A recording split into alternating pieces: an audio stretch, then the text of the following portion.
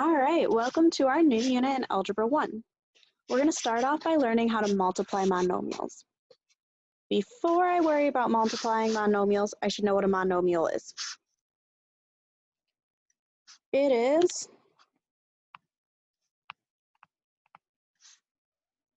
when a number and variable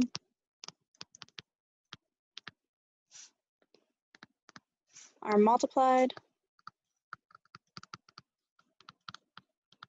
together.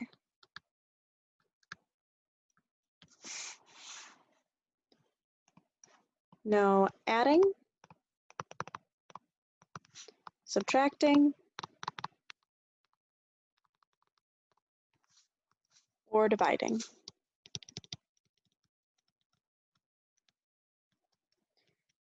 It can also be a single number or a single variable by itself.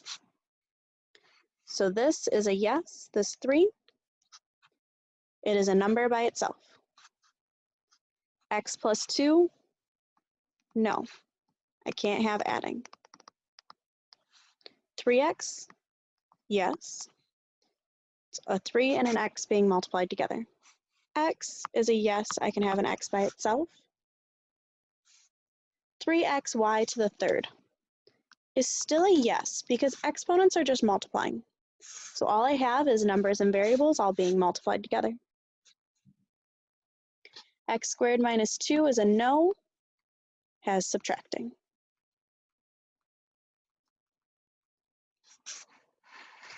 So if I wanted to multiply two of these things together, my steps are pretty simple. Multiply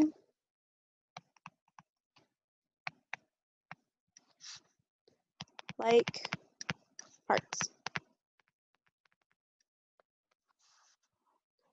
If I look at my first example, 3 times 3x, 3 times 3 is 9, and I bring down the x.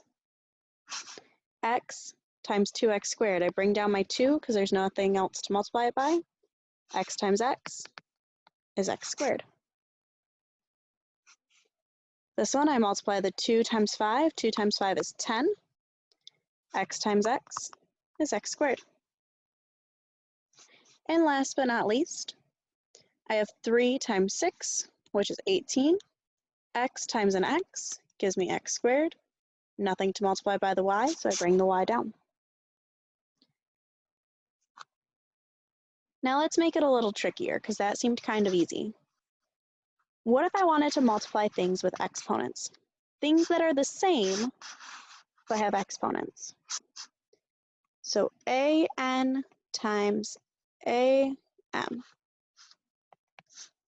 My answer is going to be that I'm going to add the exponents together.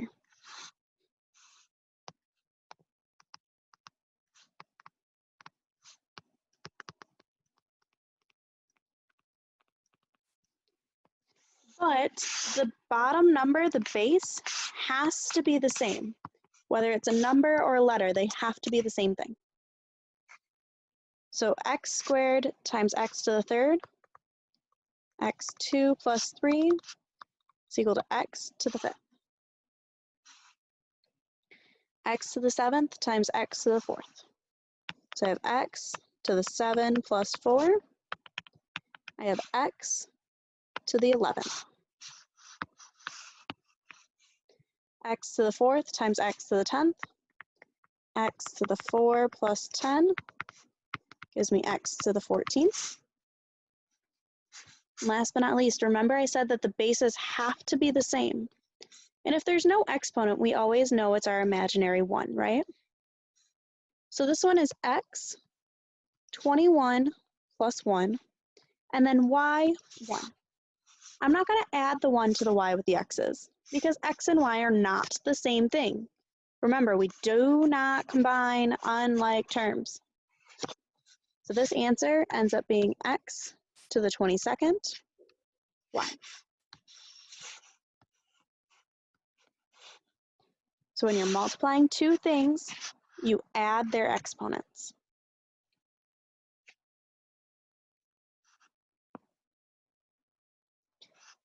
And last but not least, what if I have something with an exponent to an exponent, a power to a power? So if I have a to the m, all raised to the n, I am going to multiply the powers. So this is a to the m times n.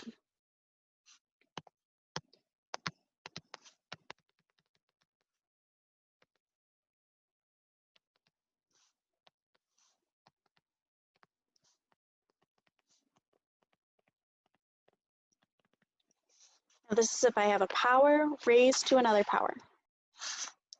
So y to the 5th raised to the 2nd is y to the 5 times 2. So this is y to the 10th.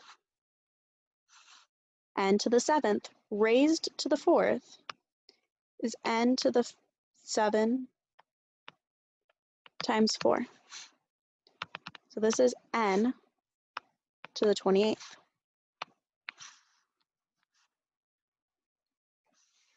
And over here, what if I had to use both rules together? X to the 2nd to the 5th. Well, I know that's really x, 2 times 5, all times x to the 3rd. So I have x to the 10th times x to the 3rd. Now remember, I'm multiplying two things with powers, so I need to add their exponents. So this becomes x to the 10th plus 3, which is x to the 13th for my final answer. And I lied, there's one more section. What if I had more than one thing in the parentheses when I had a power? The power of a product rule. Distribute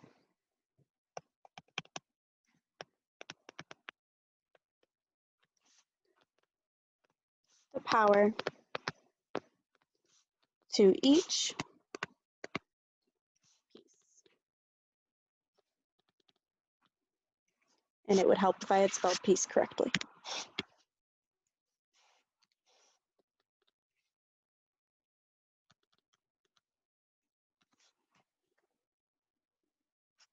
So if I look at my first example, a is going to be raised to the 3rd, and b to the 4th is raised to the 3rd. So a to the 3rd, b to the 4th, to the 3rd. Now I have to use my extra rules, right? Because b to the 4th is raised to another power.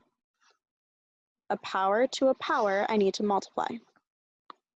So this is b to the 4 times 3, which is b to the 12th.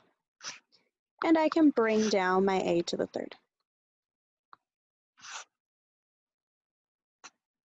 Same thing if there's the numbers. So this is going to become negative 3 to the 3rd times a to the 3rd times b to the 4th, all raised to the 3rd.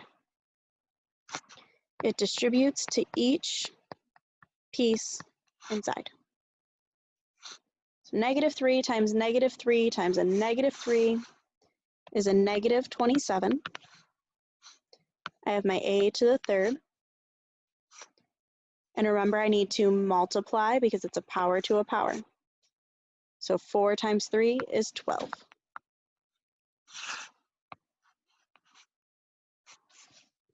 Same thing over here, distribute my 3rd. So 4 to the 3rd times x squared to the 3rd times b to the 3rd.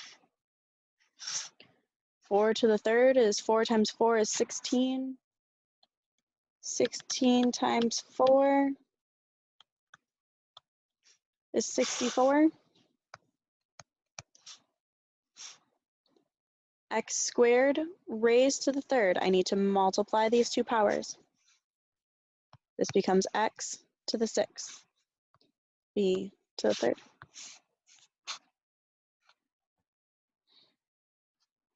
What if they both have an exponent? Well, that's fine, same thing. Distribute the 5. So I have x squared raised to the 5th, y to the 4th, raised to the 5th. A power to a power, so I'm going to multiply. So I have x 2 times 5 is 10.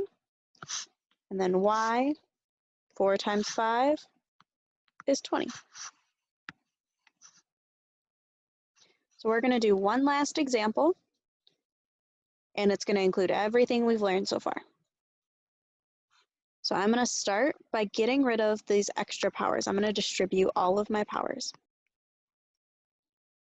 So I have a negative 3 times 2 to the 4th times x to the 4th times 4 to the 2nd times x to the 5th to the 2nd times y to the 2nd. I'm going to get rid of any extra powers that there are. So I have negative 3. 2 to the 4th is 16, right? Yeah. This is still an x to the 4th. 4 to the 2nd is also 16. A power raised to a power, so I need to multiply. This becomes x to the 10th. And then I have y squared. Now I'm multiplying a whole bunch of monomials together. I'm going to multiply the like things. So 16 times negative 3. 16 times 16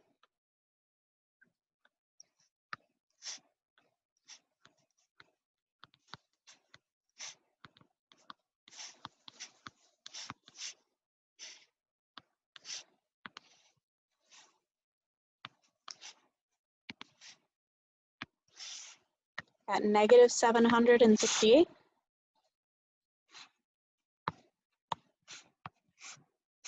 Now I'm multiplying an x to the 4th times an x to the 10th. Remember, when I multiply, I need to add the exponents. So this is x to the 4th plus 10 becomes x to the 14th. And y has nothing to multiply by, so I bring down my y squared. And these are some of the exponent rules for you. I'm going to have a quizzes for you guys to work on. Once you complete that, you are done for the week. Have a great day.